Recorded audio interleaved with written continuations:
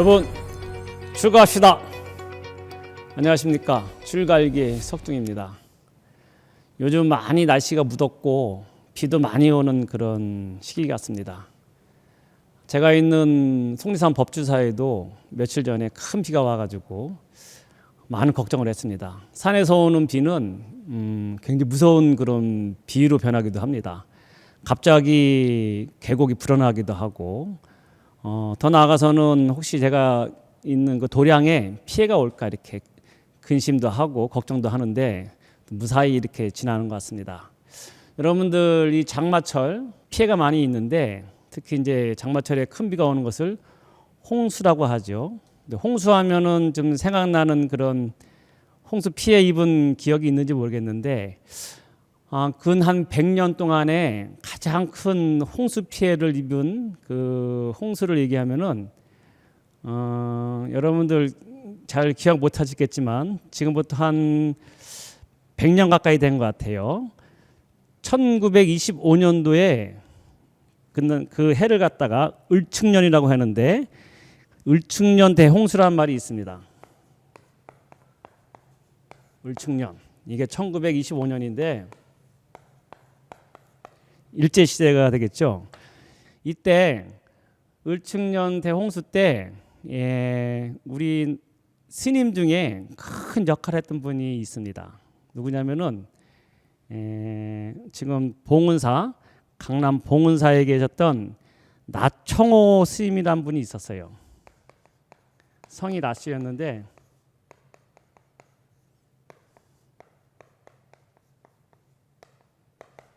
나청호 스님이라고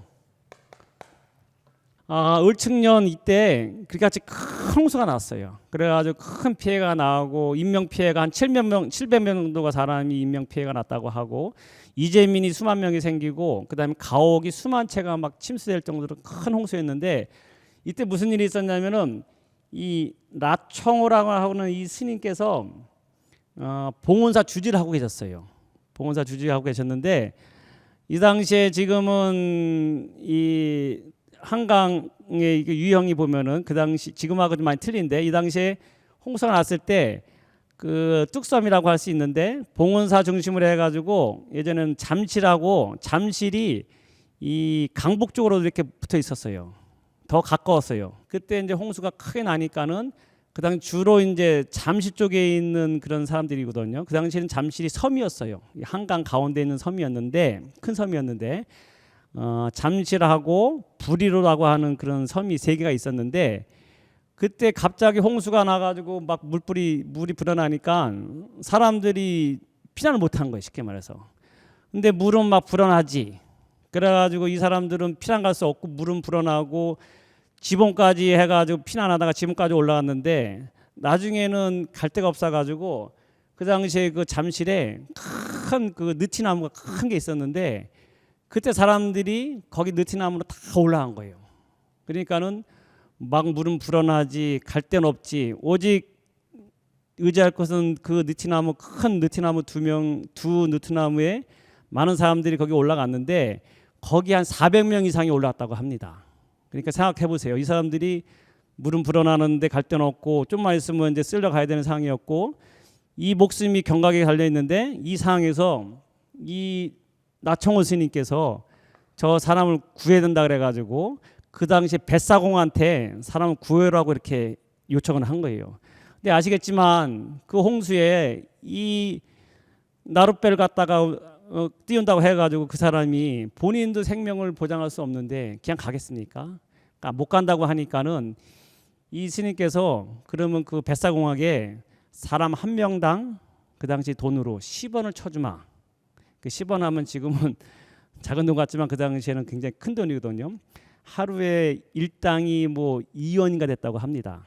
그러니까 10원이면 굉장히 큰 돈이에요. 그러면서 가서 거기 미루나무에 붙어 있는 느티나무에 있는 사람들 갖다가 구해오면 한 명당 10원을 쳐주마 해가지고 이 뱃사공들이 해가지고 배를 3대를 갖다가 이 청원 스님이 당신 돈으로 개인 사비로 해가지고 이 사람들 갖다 구해오게 한 거예요.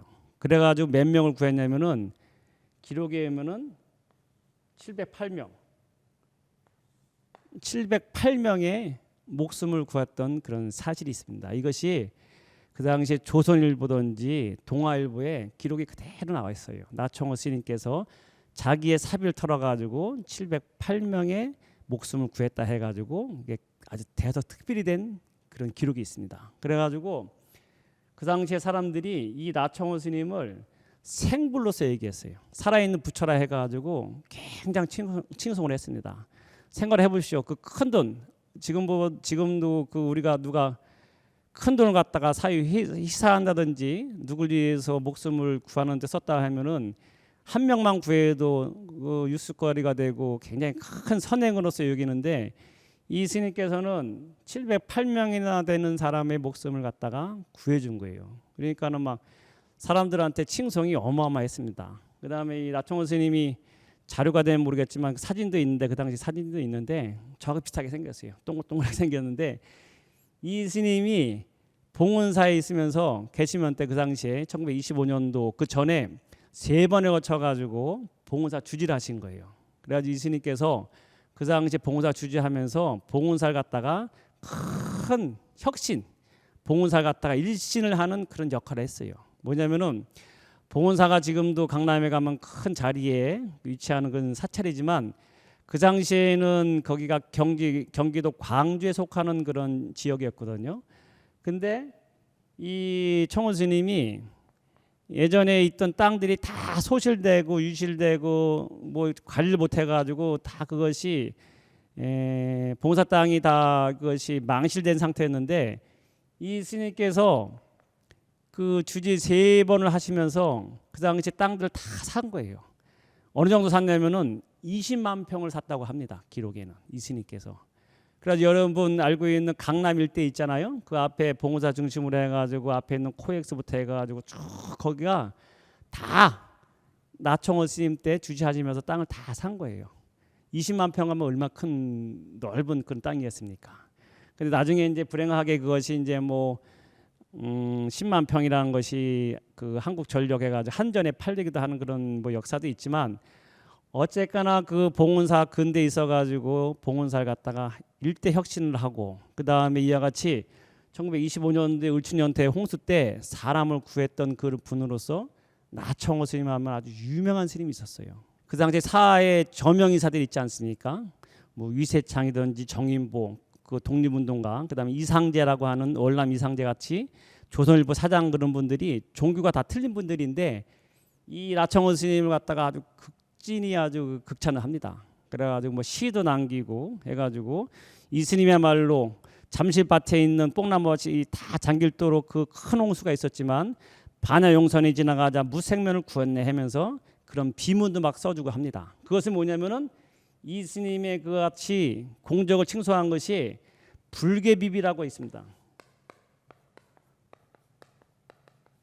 불계비. 이 비석 비자인데 이 비석을 세우거든요. 봉은사에 가면 지금도 가면 일주분 지나면 우측에 이 스님의 나총호 스님의 공적을 그리는 불계비첩이라고 하는 불계비, 무너지지 않는 그런 공덕을 칭찬했던 비석이 지금도 남아 있어요. 이게 그래가지고 그 당시에 유명한 그런 아주 독립운동가, 그다음에 사상가 그런 사람들이 모두 다 이 스님에 대해서 칭송한 그런 일이 있습니다.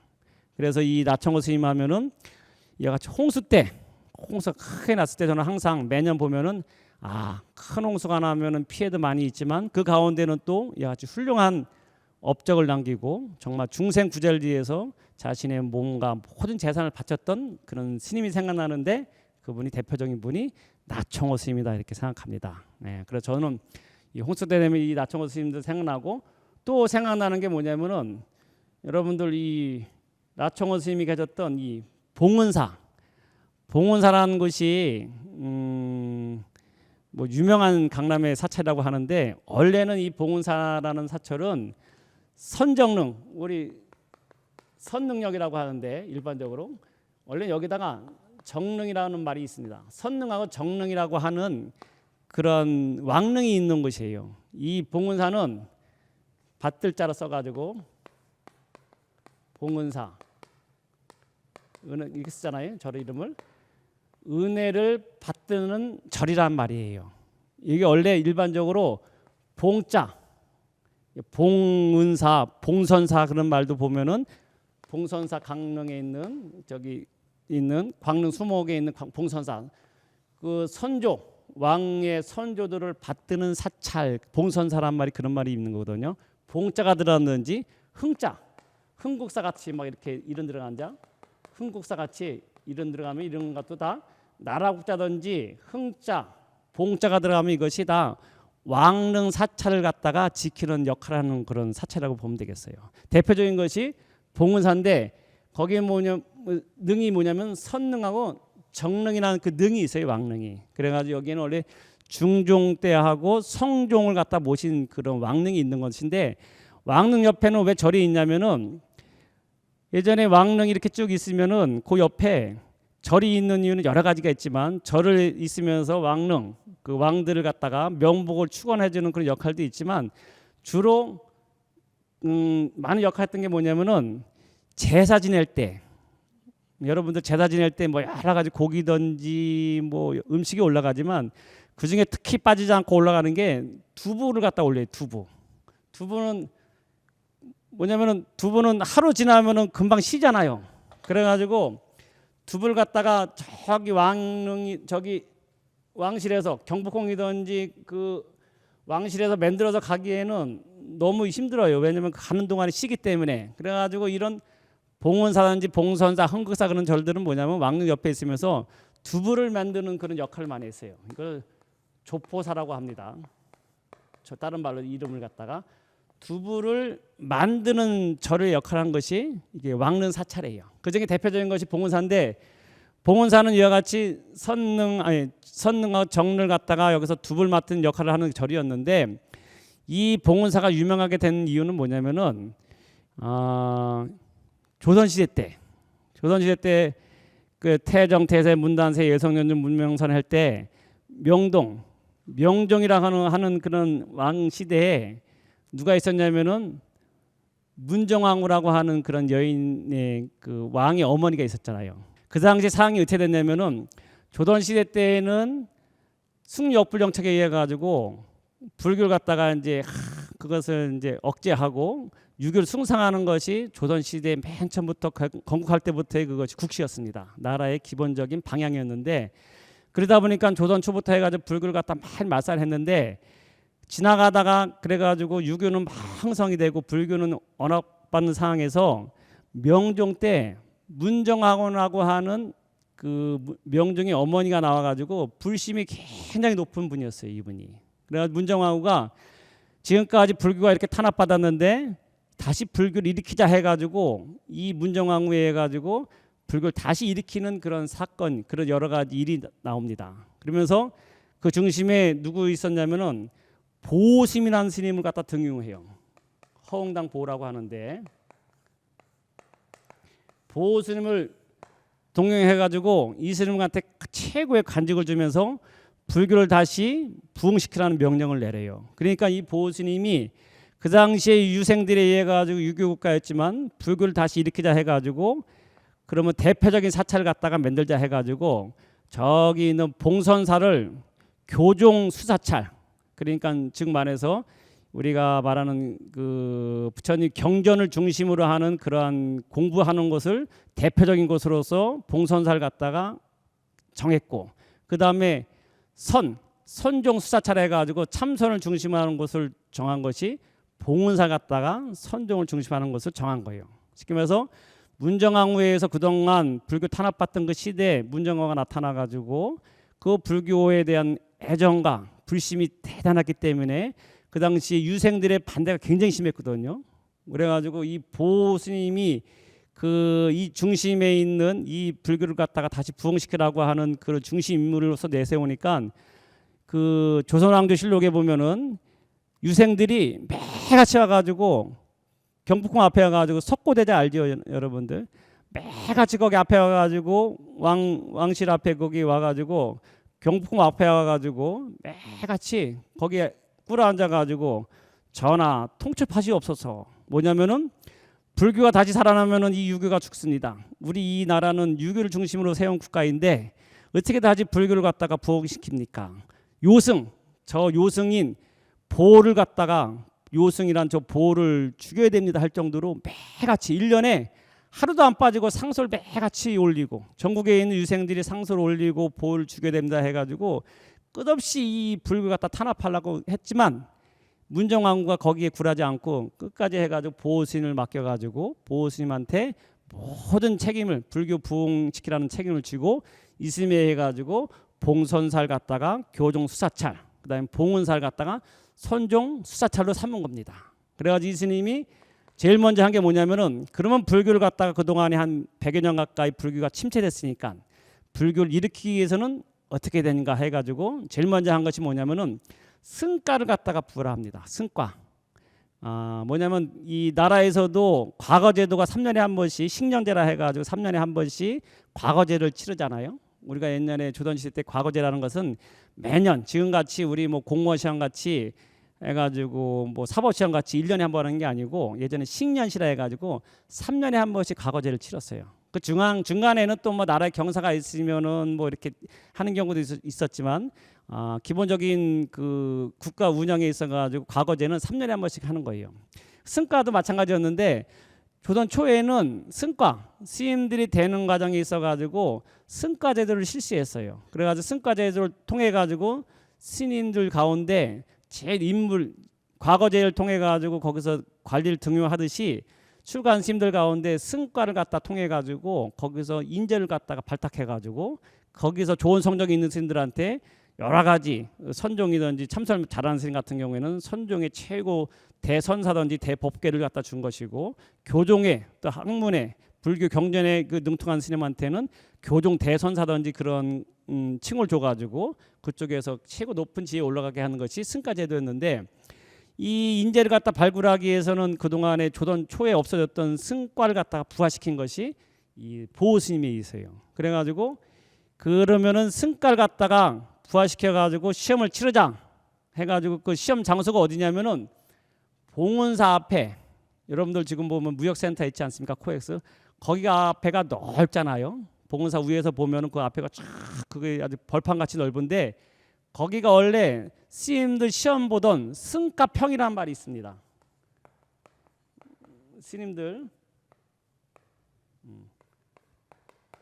승과 평이라 해가지고 스님들의 과거 시험을 치듯이 스님의 승가를 보던 평이라는 것은 평원같이 넓은 들판이라는 것이에요. 그래가지고 그 봉원사 앞에 그 넓은 들판에서 스님들이 전국에 있는 스님들이 수백 명, 수천 명이 와가지고 거기 앉아가지고 과거 시험 보듯이 거기서 시험 보던 것이 거기가 지금에 있는 무역센터 자리가 거기가 되겠습니다. 그래가지고 이 보호스님이 주관을 하고 그래가지고 이 승가 제도를 다시 승가를 갖다 부활시키면서 처음에 거기서 장원급제 제1의 장원에 된 합격한 스님이 누구냐면은 여러분들 잘 알고 있는 서산대사.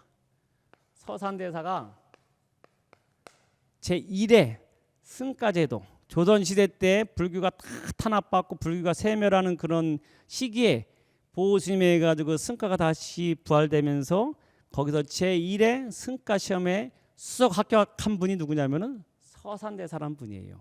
여러분들 잘 알고 있는 임진왜란 때 이 서산대사에 해가지고 국가를 갖다가 이 나라의 그 존망이 앞에 있을 때 이 스님들을 갖다 일으켜가지고 제일 먼저 앞장선 분이 서산대사 아니겠습니까? 서산대사가 제1에 나온 거예요. 근데 여기서도 알아볼 게 서산이라고 하면 서쪽에 있는 산인데 우리가 서산 휴정이라고 하잖아요. 서산 스님의 원래 호는 서산인데 이 서산은 다른 말로 묘향산을 갖다가 서산이라고 합니다.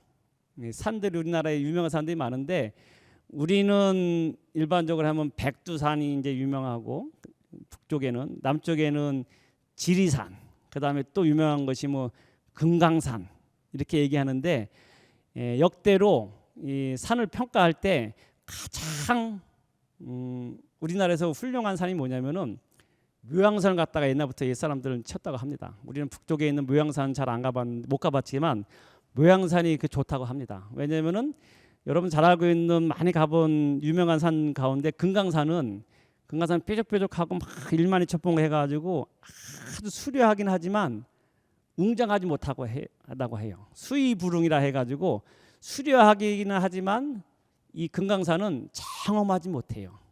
그 대신 거기에 반해서 남쪽에 있는 지리산은 웅이불소라 해가지고 지리산은 무지 크잖아요. 그래가지고 군이 뭐 한 몇 개 군에 겹쳐가지고 있는 것이 지리산이고, 지리산이 토산으로서 아주 넓은 지역은 있는 그런 산이긴 한데, 예, 가보신 분 아시겠지만 빼어난 뭐 경관이 있진 않아요, 지리산이. 그래가지고 북쪽에 있는 금강산은 아주 빼어나긴 하지만 웅장하지 못하다는 단점이 있고, 남쪽에 있는 지리산은 아주 웅장하긴 하지만 빼어나지 못하다고 하는 그런 단점이 있는데, 묘양산에 있는 보현사가 유명하잖아요. 절하 하면은 이 묘양산은 웅이 역장역수라 해가지고 웅장하기도 하고 빼어나기도 하는 산이 이 묘양산이라고 해요. 그래가지고 이게 묘양산을 다른 말로 서산, 서쪽에 있는 산이라 해가지고 묘양산 서산이라고 합니다. 그래가지고 이 서산대사가 묘양산에 오래 계셨어요. 그래가지고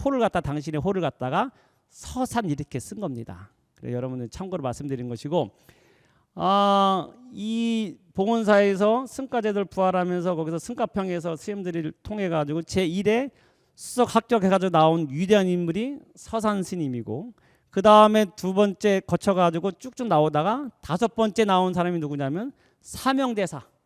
여러분들 사명 유정해가지고 사명대사가 나온 것이 이때 나온 겁니다. 다시 한번 말씀드리면은 이 봉은사가 어떤 사찰이냐면은 일제시대 때는 이와 같이 사람들 갖다가 하는 사람들 구했던 나청호라고 하는 스님이, 위대한 스님이 계셨던 그런 사찰이고, 더 올라가면은 조선시대 때 불교가 다 세멸할 때 그때 중간에 문정왕후라고 하는 그 신심 많은 그 왕후에 의해 가지고 불교를 다시 부흥시키면서 그 중심에 있는 사찰로서 선종 대사찰이었고, 그 중심에 보호스님을 중심으로 해가지고 거기서 승가제들을 부활해가지고 대유명한 아주 대도인이 나온 것이 이 서산대사와 사명대사가 나온 것이다. 이분들이 왜 중요하냐면은 서산대사는 이 당시에 임진왜란 때 해가지고 70이 넘은 노고였거든요. 지금 보면은 70 넘은 노인들도 지금 건강한 분이 있다고 하지만, 그 당시에 73세가 되는 이 서산 스님은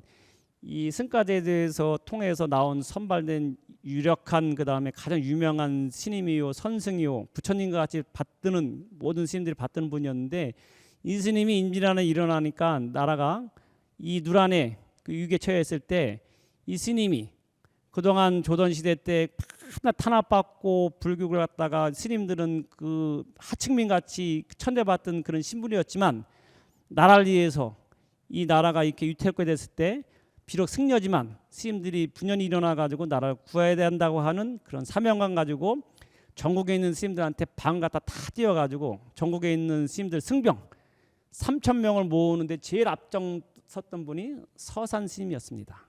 그래가지고 서산 스님은 정신적인 지도자 역할을 했고, 그 다음에 그보다 한 30장 정도의 나이가 어렸던 사명대사가 이 당시에 최고의 승군이었어요.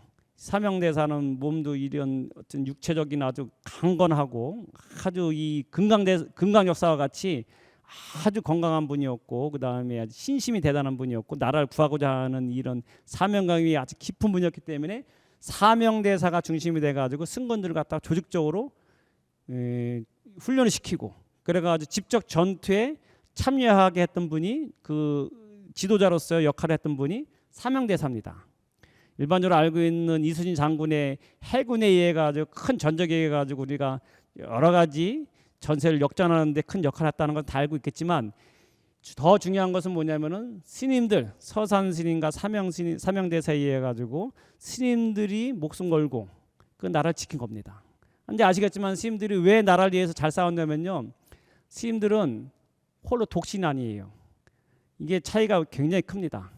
일반 사람들은 처자식이 있으면은 자기가 열심히 가서 싸우다 죽고 싶어도 처자식 생각나면은 그렇게 전투에 있어가지고 목숨을 바치기 쉽지 않거든요. 근데 스님들은 홀몸이야. 독신이니까 이까지 어차피 한 번 살다 죽는 거 지금 죽으나 아니면 나라를 위해서 싸다 죽으나 어차피 한 목숨, 이 생사 목숨에 대한 그렇게 집착이 일반 사람보다 덜합니다. 거의 그래요, 스님들이.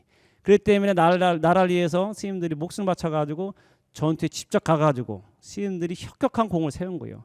그다음에 스님들은 산에 오래 살았기 때문에 그 평양이든지 지리가 아주 능통해요. 지리 잘 알아. 산, 길, 모퉁이마다 다 알기 때문에 우리 스님들이도 하고 명나라 그 군사들 갖다 이끌고서 앞에서 길잡이 했던 분들이 다 스님들이었어요. 이래가지고 평양선을 갖다가 전투해서 평양선을 갖다가 탈환하면서 예군들이 그때부터 다시 후퇴하면서 한양에 진도했다가 한양에서 여러분 잘 알고 있는 행주산성에서 권율장군과 스님들에 또 의해가지고 이 왜군들을 물리쳐가지고 저 울산에 있는 서생포에까지 물러나게 한 것이 스님들의 이와 같은 역할이 있던 거예요. 그중에 특히 이 서단대사는 정신적인 지도자였고 사명대사는 이 일본 사람들도 두려워할 정도로, 그 다음에 사명 스님의 그 어떤 기계, 그 다음에 여러 가지 수행력, 여기 다 놀랬다는 거 아닙니까? 그래가지고 이 사명대사가 일본 외장하고의 담판, 이 회담을 할 때 나라에 있는 요즘 말하면 국무총리든지 장관이 가가지고 외군들하고 협상한 게 아니고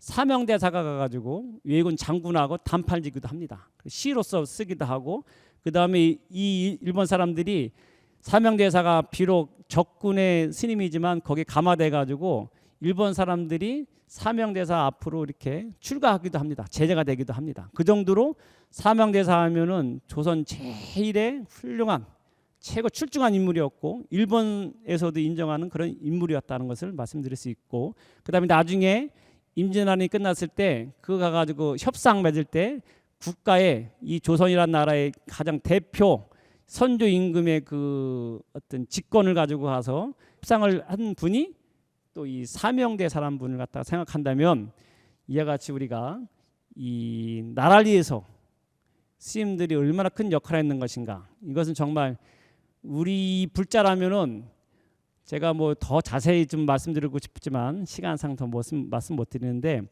불자라고 한다면은 정말 우리 이 불자들은 자존심, 그 다음에 이 뿌듯하게 우리가 불자로서의 어떤 사명감 가지고 살아도 충분하다고 생각합니다. 제가 말씀드렸잖아요.